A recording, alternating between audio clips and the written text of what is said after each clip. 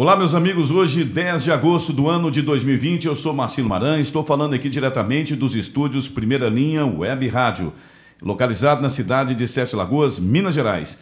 De Sete Lagoas para Minas, para o Brasil e para o mundo, deixando meu abraço muito carinhoso a todos vocês aí do nosso canal do YouTube. Eu peço que vocês se inscrevam, passe para os seus amigos, compartilhe esse vídeo. Peço a vocês aí que dê o seu like se gostaram e também deem a sua opinião, que é muito importante para nós. Para vocês aí do Facebook, nosso muito obrigado. Para vocês de todos os canais aí que compõem aí o WhatsApp, todos aqueles grupos que eu participo, um abração muito carinhoso a todos vocês. Enfim, a toda essa grande rede que compõe o Sistema Primeira Linha. Hoje o programa Pimenta nos Olhos vai levar pimenta até os olhos de você, principalmente para você que é cristão, para você que acredita em Deus e é cristão. Veja bem, essa aqui é uma cruz. Quem carrega essa cruz é um cristão que adota a religião chamada católica. Nós temos aí, logicamente, os nossos irmãos evangélicos, que também são cristãos, porém não adotam símbolos religiosos. Eu considero uma cruz um símbolo religioso que me lembra Jesus Cristo, o seu sofrimento, que me lembra que eu tenho que estar sempre conectado com Ele. Portanto, eu ando com essa cruz, como cristão que eu sou. Já os nossos amigos espíritas, esses não adotam nenhum símbolo religioso, mas também adotaram a doutrina cristã. Ou seja, nós temos vários fundamentos da doutrina cristã espalhados o mundo afora, cada um com a sua visão, mas o Cristo como seu principal conteúdo. Cristo seria o sagrado da qual respeitamos. E aí, esse programa de hoje eu quero dirigir a você que está me escutando nesse último programa que faço, a você que está aí do outro lado, que até mesmo não acredita, porque tem a ver com todos nós, não só do Brasil, não só aqui de Sete Lagoas, mas como do Brasil e do mundo, como eu sempre falo. Portanto, vamos à vinheta e eu volto já já, porque o que eu vou dizer é muito sério, é muito grave. Fiquem ligados, pimenta nos olhos. Pois é, meus amigos, estamos de volta e o assunto de hoje é um assunto relacionado à religiosidade das pessoas. Eu quero acreditar que alguns de vocês que estão me ouvindo devem estar se perguntando por que eu vou abordar esse tema como sendo o último programa antes aí do período eleitoral que eu teria que obedecer por ser pré-candidato aqui na cidade de Sete Lagoas. É muito simples. Nós temos aí diante de nós um problema gravíssimo relacionado à doutrina cristã, não só para os evangélicos, como também para os espíritas, para os católicos, enfim, todos aqueles que têm a Cristo como seu símbolo, com a Cristo como aquela pessoa que veio através do Pai Maior, como Salvador da humanidade, a visão das pessoas nesse sentido. Por que eu estou dizendo isso? Eu vou começar de uma forma bem simples. Para vocês que estão acompanhando aí esse momento triste da história da humanidade, onde nós assistimos aí, obviamente, a um vírus que veio lá, lá do continente asiático, lá daquele país, e esse vírus vem transformando a vida das pessoas, dos países, e vem atingindo de uma forma bem pesada, não só a economia, mas o próprio âmago, a própria alma das pessoas. E nesse momento tão conturbado, onde as pessoas choram sem razão, onde pessoas estão perdendo suas vidas sem razão, onde a confusão é generalizada e a ciência não chega a nenhuma conclusão, é necessário entender que esse momento em especial é que as trevas estão agindo. Podem ter certeza disso. Como parapsicólogo que também sou, tendo estudado e estudando até hoje os conteúdos da parapsicologia, posso dizer para vocês que nunca as trevas esteve tão presente no mundo como está agora. E eu vou explicar para vocês uma das razões. Naquele lugar lá onde veio o vírus chinês, aquele vírus terrível, nós temos aqui várias matérias que com certeza esse conteúdo não vai chegar para vocês pelas redes de televisão normais. Eu vou apenas ler um pequeno trecho de um conteúdo muito importante que faz parte da Folha Dom Total, ok? Ela diz o seguinte, isso aqui foi escrito no dia 5 de junho do ano de 2020. Padre alerta que a situação da igreja na China piorou após acordo com a Santa Sé. Eu vou explicar para vocês, vou ler um pedaço, em seguida eu vou explicar para vocês do que se trata. Situação da igreja perseguida piorou. Após o acordo entre Santa Sé e Pequim, denuncia padre clandestino à fundação. Padre que não quer se revelar, logicamente. Ajuda a igreja que sofre AIS, essa é a sigla, é uma mensagem curta, mas dura sobre a atual situação da igreja, 20 meses após a assinatura do acordo provisório entre a Santa Sé e as autoridades de Pequim, para nomeação de bispos para as comunidades católicas na China. O que está acontecendo lá na China? A perseguição à fé cristã é imensa. E num acordo que foi assinado lá com o Papa, esse acordo que foi feito, como diz aqui, 20 meses atrás, né, portanto, o Papa Bergoglio, o Papa Francisco, esse acordo diz que o comunismo da China poderá, em comunhão com a Igreja Católica, nomear os seus bispos naquele país. Não, é isso mesmo, vocês entenderam.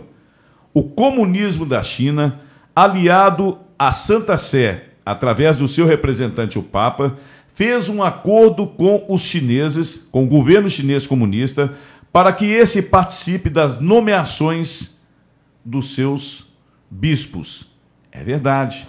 E continua dizendo aqui o seguinte: um sacerdote de chamado Igreja Clandestina enviou uma mensagem para a Fundação AIS em Lisboa e afirma, sem margem para dúvidas, que ao longo desses 20 meses de acordo provisório, a situação da igreja perseguida veio a piorar. O que está acontecendo lá é que igrejas estão sendo demolidas por qualquer motivo, cruzes estão sendo quebradas e arrancadas, né? As pessoas estão sendo proibidas de manter a sua fé em Cristo no lugar de uma imagem que elas deveriam ter, por exemplo, de Jesus, de Deus, de quem que elas tivessem. Elas deverão ter nas suas casas a imagem do líder comunista da China. Isso mesmo. Caso contrário, das várias sanções que estão sofrendo essas pessoas, das várias perseguições que chegam a prisões, e sabe-se lá depois das prisões o que acontece com essas pessoas, alguns estão perdendo os direitos de receber o ônus do governo, o bônus do governo, porque aquele povo lá, como todos nós sabemos, é um povo escravizado, e por que não a fé cristã não seria escravizada? Olha bem a gravidade do que eu estou dizendo. Foi um acordo feito entre o governo chinês e a Santa Sé, e após esse acordo, estejam enganados ou não aqueles que assinaram o acordo, tendo boa fé ou não aqueles do lado da Santa Sé, que seria o Vaticano, o acordo agora, o que acontece na China é que eles estão sendo tremendamente perseguidos. Guardem isso aí. A igreja já era perseguida pelo comunismo. Na China agora de uma forma declarada, e houve um acordo com a Santa Sé. Mas aí vocês me perguntam, por que, Maran, que você está dizendo algo que nós já sabemos, que o comunismo persegue a Igreja Católica há muito tempo, não só a Igreja Católica, como os evangélicos, né? Nós temos aí na África evangélicos, padres evangélicos, pastores evangélicos sendo perseguidos, sendo mortos, tendo as suas contas bancárias bloqueadas. Nós temos o caso aí da Igreja Universal do Reino de Deus, onde alguns pastores tiveram suas contas bloqueadas por bancos daquela localidade, bloqueados seus valores. Enfim, a perseguição é total. Se você é cristão, você está sendo perseguido. E eu agora vou passar para vocês aqui algo interessante que está acontecendo no país vizinho aqui nosso, que é a Argentina. Pois é, na Argentina, segundo consta nos vários artigos que eu li, que eu pesquisei, eu quero falar sobre esse Instituto Humanitas Unicinos, né? Esse Instituto Humanitas Unicinos fala da Argentina e diz o seguinte: seminário é fechado após desafiar a ordem do bispo de comunhão na mão. Então veja bem, o seminário, por ordem também do Vaticano e por exigência de um bispo da localizada, foi fechado porque os padres entendem naquele seminário que poderiam continuar assim que o cristão manifestasse dessa maneira, entregar a hóstia, seja nas mãos ou seja na boca, diretamente na língua, como sempre foi tradição da Igreja Católica. Então eles dizem que queria que passasse a ser somente na mão e usar o artifício de que, devido ao Covid-19, tinha que repelir todo ato contra qualquer padre que pudesse dar uma hóstia na boca. Bom, veja bem, se o padre higieniza sua mão, o fato de entregar a hóstia na mão ou na boca, dá na mesma. Mas isso é tirar uma tradição da igreja. Isso é tirar a fé das pessoas. E fechar um seminário é uma coisa muito grave.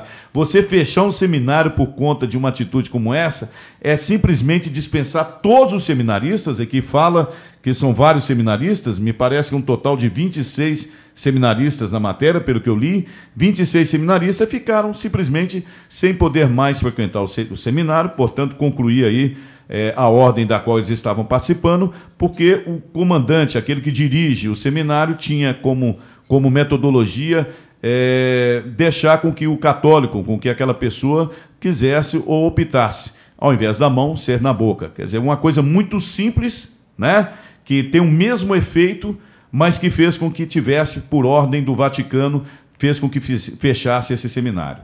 Aí quando as pessoas falam, mas o bispo Bergoglio, que seria o Papa Francisco, por que você está dizendo isso, Maran? Olha, vários religiosos do Brasil, inclusive padres e até bispos, estão aí à frente, né, desse combate ao comunismo que se adentrou na Igreja Católica. Recentemente, vocês devem saber e devem se lembrar que nós tivemos aí um manifesto de vários bispos, 1/3 dos bispos do Brasil assinaram um manifesto contra o governo Bolsonaro.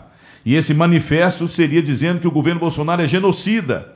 Então, todos aqueles que adotam, segundo a visão desses bispos, padres inclusive, que adotam a sistemática de defender, não só defender o governo em suas ações, mas qualquer um que mostrar uma simpatia pelo governo Bolsonaro é, de certa forma, entre aspas, excomungado da igreja, perseguido por esses bispos que representam 1/3. Então, olha o perigo que está acontecendo com a religião católica no mundo inteiro.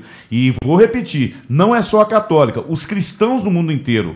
Lá na China, essa perseguição é em cima dos cristãos, na sua maioria católica, eu não sei se lá tem evangélicos fazendo algum trabalho, né? Na África, quem está sendo perseguido são os evangélicos, com igrejas que têm a sua sede aqui no Brasil, com bispos e também com pastores sendo perseguidos na África. Nós temos aqui no Brasil, né, no país vizinho, Argentina, com seminários sendo até fechado por ordem do Vaticano. Lá na China, eu te disse, com acordo do governo chinês, do governo comunista chinês, com a Santa Sé. Aqui na Argentina, por uma ordem da Santa Sé, ou seja, do Papa Bergoglio, que também é um argentino, o fechamento de um seminário. E se vocês acham que isso é muito pouco, eu vou falar algo aqui que talvez alguns de vocês não sabem sobre o Brasil. Vocês acham que a Suprema Corte tem agido apenas por perseguição ao Bolsonaro? Não, esquece, gente. Olha, esse negócio de colocar sempre o Bolsonaro em foco é muito pouco diante do que está acontecendo no mundo. Uma das metas das trevas é acabar com a luz. Fique bem claro isso para vocês. Não existe meio termos nessa história. Eu vou voltar a repetir. Ou você é da luz ou você é das trevas. E aqui no Brasil, a Corte Suprema já provou que a grande esmagadora maioria dos seus ministros pertence às trevas, sim. Eu estou dizendo para vocês que pertence às trevas. E quer um exemplo? Olha só. Essa aqui saiu no IG, né? No IG, na página do IG. Então vocês podem ir na página do IG e vocês vão ver o seguinte. Último segundo. Fachin propõe que abuso de poder religioso leve à perda de mandato. Ministro propôs ao Superior Tribunal Eleitoral que adicione esse caso aos que podem levar à perda de mandatos políticos. Sim, senhor. Olha aqui. Olha a gravidade agora no Brasil já da Suprema Corte, que já está entrando nessa história para proibir de vez que a fé cristã seja propagada e que um político não seja cristão, não manifeste o seu pensamento a Cristo, não manifeste a sua religiosidade, que é garantida pela Constituição, o direito de você ser o que você queira ser a nível de religião. Eles agora querem interpretar dessa maneira, querem tirar Deus das nossas vidas definitivamente. Ou seja, o político não pode acreditar em Deus. O político tem que acreditar apenas no Estado. Isso lembra o quê? Lembra lá na China, onde isso já está acontecendo. Agora aqui a Suprema Corte, através do ministro Fachin, está dizendo o seguinte: o ministro Edson Fachin propôs, já a partir das eleições municipais desse ano de 2020, que os atos de abuso de poder religioso levem à perda de mandato. Atualmente, apenas atos de abuso de poder econômico e político são elegíveis à perda de mandato. As informações foram divulgadas pela coluna Radar da revista Veja. E olha só, abuso de poder religioso se caracteriza quando o candidato usa igrejas ou templos religiosos a fim de pedir votos para si. A adoção da tese prospectiva, resguardada pela segurança jurídica e, ao mesmo tempo, em que reconhece numa sociedade pluralista a legítima presença de vozes religiosas na esfera pública democrática, traduz limites à extorsão do consentimento eleitoral por meio de práticas abusivas do poder religioso, afirmou Fachin. Então, meus amigos, eu falei para vocês aqui de 3 partes. Eu falei internacional, falei lá da China, né? Sobre o que está acontecendo de perseguição, fechando igrejas, demolindo. O governo, de acordo com a Santa Sé, de acordo lá com o Papa, simplesmente fazendo lá o dever de casa, ou seja, no lugar de Deus, colocar a figura do seu líder comunista. Vocês viram eu colocando aqui na Argentina, do lado nosso aqui, onde um seminário já foi fechado, e eu cheguei aqui então na Corte Suprema do Brasil, que está intrometendo em tudo e distorcendo a nossa Constituição, onde o ministro Fachin agora alega que você falar o nome de Deus, ou você estar diante de um templo e conversar com seus irmãos, seja católico, seus irmãos seja evangélico, e falar sobre a possibilidade de você representar uma casa de Deus, o nome de Deus na política, passa a ser abuso do poder religioso. Então guardem, meus amigos, tudo isso. E vou repetir para vocês, terminando agora o Pimenta nos Olhos. Ou você é da luz, ou você é das trevas. Porque na Bíblia diz exatamente que aquele que omitiu o nome de Jesus, e Jesus o disse, ele negará diante do Pai. Eu não nego o nome de Jesus. Carregarei sempre no meu peito e agora do lado de fora. Se você se encontrar comigo, você vai ver isso, né? Pode ser que em alguns momentos esteja do lado de dentro, mas estará sempre no meu coração. Mas se algum dia eu tiver algum poder político, saibam que as entrevistas e tudo que eu fizer, essa cruz, que para mim é um símbolo que representa o Mestre Jesus Cristo, estará sempre aqui no meu pescoço. Estará sempre no meu coração. Porque representar a Deus é o que eu quero. E se eu for caçado algum dia por estar representando a Deus, serei caçado com muita glória, porque eu nunca deixarei de defender o nome de Deus na minha vida.